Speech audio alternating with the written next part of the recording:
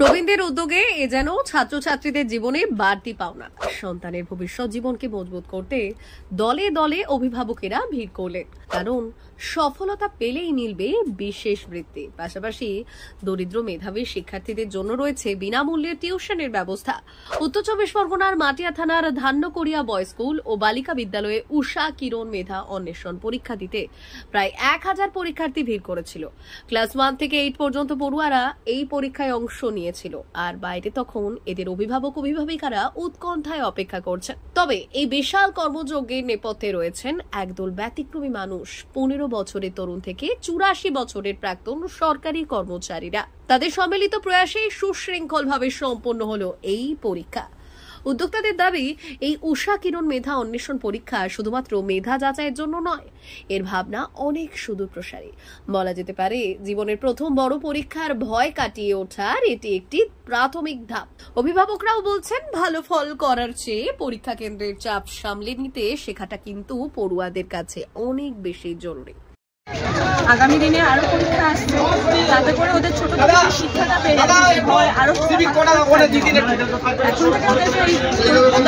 ওদের পরীক্ষা পাস করুক ফেল করুক সেটা ম্যাটার করে না।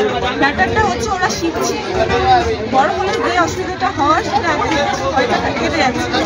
বেশি তো হচ্ছে, প্রথমবার এবার পরীক্ষা দিচ্ছে, কেমন হবে কি পারবে বুঝতে পারবো না। সেটা মানে বাচ্চার থেকে আপনার চিন্তাটা বেশি।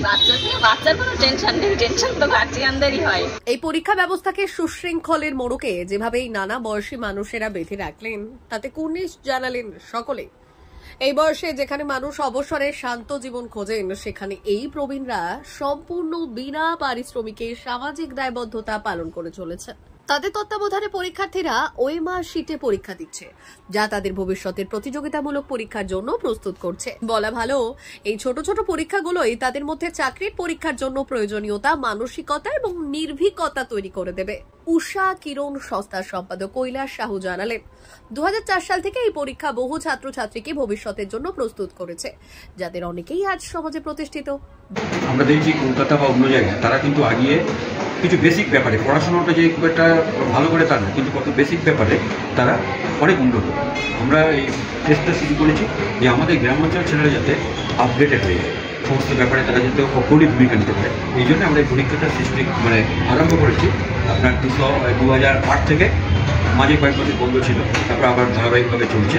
এটা 10ম বছর হচ্ছে এবং এই পরীক্ষার বেসিসে তাদেরকে আমরা বৃত্তি দেই, এককালীন বৃত্তি, যারা ফার্স্ট সেকেন্ড থার্ড হয় বা 1 থেকে 5 জন হয়, তাদের অন্যভাবে পুরস্কৃত করি স্মারক দিয়ে। আমরা জাস্ট এদের উৎসাহ দিচ্ছি যাতে তারা শহরের সঙ্গে লড়তে পারে।